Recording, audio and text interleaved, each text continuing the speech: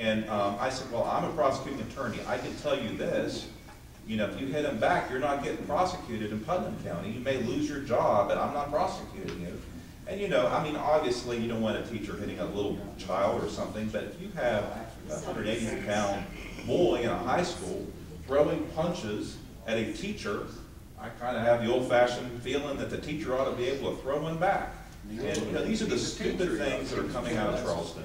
We just need to get a handle on that, and we need to have some common sense in what we're doing. We need to have the municipalities and the counties be able to be creative in solving their problems. Yes? In that instance, what to do about that situation? Does a teacher have to challenge the rule that the state made? I mean, how do you get those upper powers to... Yeah, the teacher said, I knew if I hit him, I'd lose my job. Sure, so they're in a position of being afraid for their job to not follow this rule that's really not right. It's just a dumb, but again, it's not, it's a state house, bureaucratic, and you know why it exists? Because somebody's worried about liability, exactly. Somebody's worried about having to pay something in a lawsuit. So what do? They throw the teacher under the bus and say, you can't protect yourself because we want to eliminate the possibility that we're going to get sued if the teacher hits somebody. Well, CYA is liability driven. CYA is the #1 position of all the school boards. We know that. Right. Right. And I think the school boards have lost sight of reality. Yes. You know, when did it happen that we took the parents out of the equation? When did HRS. When did we stop making the parents accountable for the children's behavior? When did the parents get the right to say, teacher, you take care of it? Oh, by the way, Mr. Coach, if you hit my darling 180-pound boy, I'm going to sue you. Right. But I'm not going to take any responsibility for the fact that my 180-pound son punched you. When did that happen? That we let parents off the hook for taking the responsibility of raising their kids and making sure the kids go to school and behave themselves and learn. What's happened? I think the #1 problem in education is that we lost discipline in the classroom, not only with students, but even to a certain extent with the teachers. Sandy, I'm having trouble here. #1 problem. Can everybody please keep it down? We're having trouble here. This gentleman, you guys, they can't hear. I had kind of follow up with the gentleman over there about the judicial accountability. I had a then wife, April 2002, told me she was partying with her prosecutor, Jenny Conley. She could do anything she wanted to do and get away with it. And in June, she attacked me with a knife, extremely drunk. I got arrested.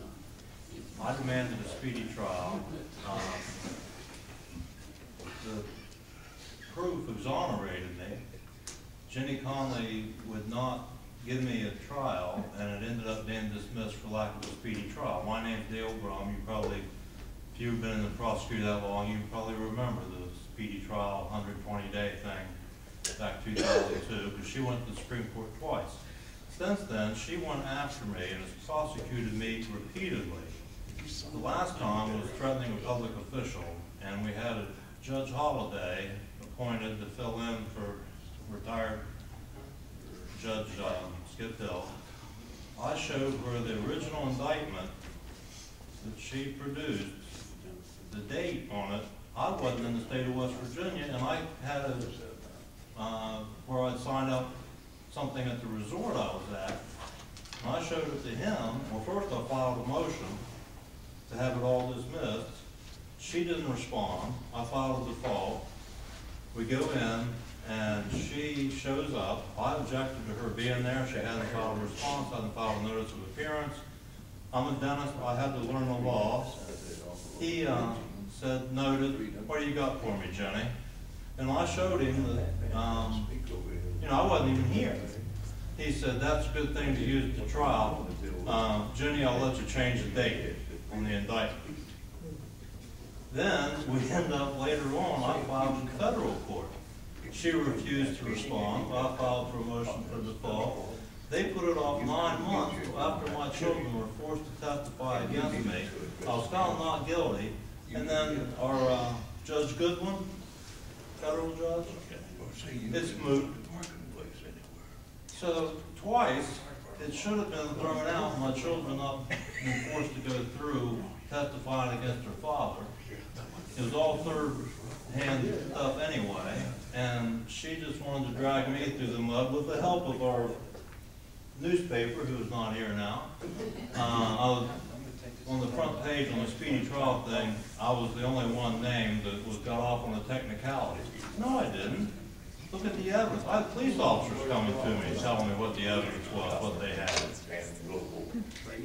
But where do I go to get these judges, especially Goodwin? Holiday's retired, but Goodwin's still in there. And I mean, he sat on it for 9 months when he could have just. You know what? Would you gentlemen step out of the lobby and have your conversation, please? I'm having trouble hearing what's going on in front of the room, please. I've been practicing law, and I know Betty was talking about the legal system. I've been practicing law for 25 years, almost 30. Bruce, keep it down. And I can tell you, the legal system in the state has really gone downhill in the last 25 to 30 years. It's Is it just the state? I think it's the whole country. The whole country. I'll tell you, it's when I was a young lawyer and I got out of law school and I went to practice in Charleston, I remember going to the Kanawha County Courthouse. I lived in Putnam. I was practicing in Charleston, and the older lawyers would take me and they would grab me and they said, "See that guy over there?" And I said, "Yeah." I said, "You got to watch him. He'll tell you he's going to do something and he won't do it, or he'll lie." You know, back in those days, there was a code, you know, in the legal profession that, you know, you didn't lie to your fellow lawyers, you didn't go into court and misrepresent facts, right?